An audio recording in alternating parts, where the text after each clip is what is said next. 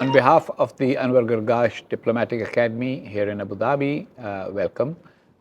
We are pleased to have with us today Dr. Karin Aggestam, the Professor for Political Science and also the Director for the Middle East Center at Lund University in Sweden, who is participating in the Processes of International Negotiation conference here at Agda in Abu Dhabi. Welcome, Dr. Aggestam. Thank you very much. You have spoken at the conference about managing conflicts. What do you think are the basic themes that people watching this discussion should think about in terms of managing conflicts, especially conflicts that may not be that easy to completely resolve? Well, it's deeply complex processes, as we know, and I would say also in this particular region, we know that there's also a number of conflicts that are protracted and extremely difficult to manage. So there's have to be different approaches to this. But at the conference, we tried to problematize how we can rethink and reframe conflicts. So that's what we explored here from a number of When you say positions. reframe conflict, of course, that basically means that before you can manage a conflict, you have to reframe the issues. Yes. And are there any broad principles for doing that? Yes, so I mean, in most conflicts, like the protracted ones, it's the one where all parties have their own set of ideas, and whatever one side gains, the other one perceives as a loss.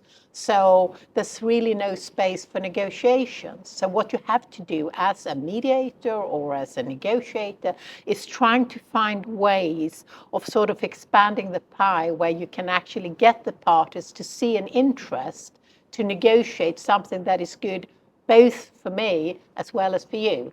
So it's a sort of a joint venture of actually trying to achieve something that is beneficial for all parties.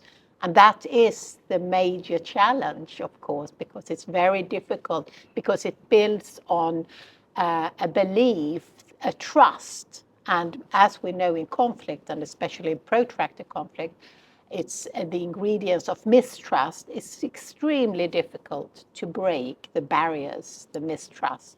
So to reframe a conflict is really about overcoming the mistrust and actually start trusting and believing that you're a legitimate party to the negotiations. Instead of thinking in zero-sum terms, Yes. you start thinking in terms of alternatives. Yes. There might be something in it for both rather Yeah, than just for for one. everyone. And if one wins, it's not necessarily the other lose. One side may gain something, No. the other side may gain something Exactly. else. Now, you spoke about water conflicts. Yes. So give us a summary of that. Yeah, so that's very interesting because during the 1990s, I mean, we have water scarcity, and this is a very water-stressed region. So at our center, we have had a very keen interest to look into and exploring this tension that on the one hand, it may be perceived as something that even some said in the 1990s could lead to water wars in this region, not about oil, but about water. And what we wanted to explore was also to see that water is something so essential for all human beings. And it's actually on an issue in an area where you can see cooperation because we are all dependent on each other in the end. So research actually showed that in most water basins around the world, it is not actually water wars we are seeing. We are seeing actually cooperation, but on different scales, maybe not between states, but locally, in local communities. So we focused on the Jordan River Basin, and we could actually see with the start of the Middle East peace process in the early 1990s, there was a strong drive and a belief that precisely water could be the catalyst for peace. It could actually set off and have spillover effect also into the political arena. That was the hope. So we could actually see in the mid-1990s that agreements between Israel and PLO, and then also between Israel and Jordan, they had clauses and arrangements set for cooperation. Now, mainly water sharing arrangements. well, when it comes to Israel and the PLO, it was really about providing technical solution primarily for the Palestinians to receive additional water. It was improving wastewater plants, infrastructure, but it was not about water rights. So it wasn't about the allocation. Whereas the peace treaty between Israel and Jordan, there was more precise clauses in regards to allocation. But there was also this big idea that we know that the Dead Sea is shrinking 1 meter per year. And there was this great idea that a peace project that we could connect the Red Sea with the Dead Sea because of the Dead Sea shrinking. So there was some belief and also an optimism in the international community and in the World Bank of setting off this project. By creating a canal from the Red Sea. A canal Sea. between, so preventing the sinking, because the problem with the Dead Sea is that the Jordan River is being diverted upstream. So it creates a big problem. So it is really shrinking dramatically, and it needed to be resolved. But unfortunately, this project never took place because, again, it depends on political relations. But what was very interesting to note is that today we actually have very local initiatives among small cities and villages in Jordan, in Palestine, and in Israel that has cross-border collaboration, despite the fact that on the national level, there may even be, violence. We see this, ongoing spiral of violence that we have seen in Gaza, in the West Bank, and other places. But still, these kind of local community initiatives continue their collaboration precisely because they are dependent on each other and they see the value of cooperation rather than conflict. So effectively, for those communities, the conflict has been reframed. Yes, for them, because they see actually the outcome, the positive outcome of cooperation and collaboration. Likewise, I mean, if you look on the Nile River, there have, of course, also been initiative there, that the Nile Basin Initiative, that try to set a comprehensive framework. But here there's also this about what are the historical rights, the natural rights to the Nile. Egypt is heavily dependent on the Nile, and it has been very difficult to compromise here. And that has, of course, triggered further problems, you could say, with the building of the Great Renaissance Dam in Ethiopia that was heavily criticized by Sudan and Egypt, being afraid that this will somehow affect them very negatively. But the Nile Basin Initiative has been this kind of collaborative effort of actually trying to find rightful allocation for water cooperation. And it's ongoing, and it has very strong international support as well, which is, I think, important. Give us a summary of how it is actually working on ground. Who are the parties?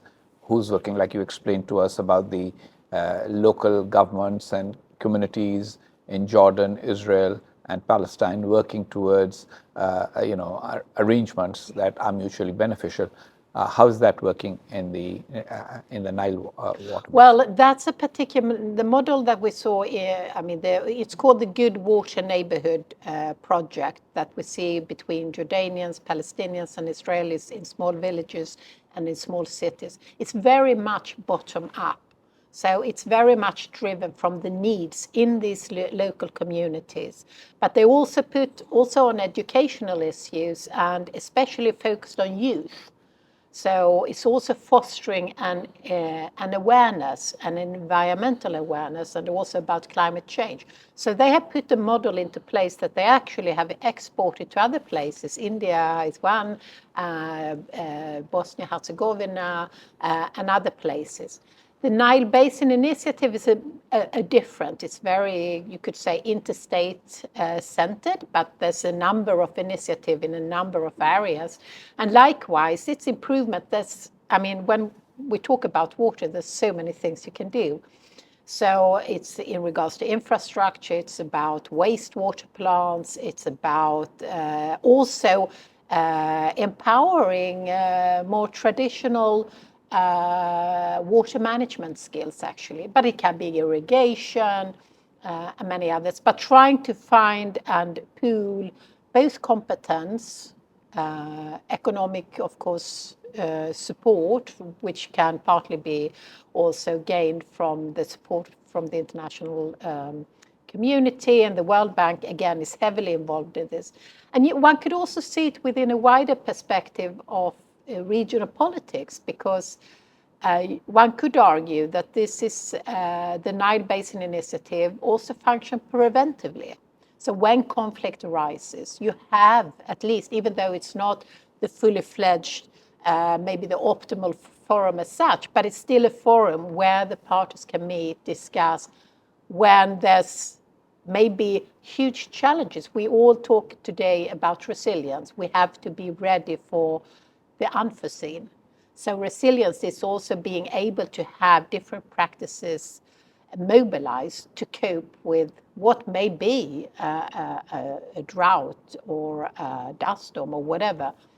Get people ready for it, understand that and cooperate. Their ongoing conflict is not going to help them. No. Even if they win the one round, they will not succeed in the longer term. No. But everything has to do with the temporal perspective, short and long term. And we know that Sudan is now in turmoil.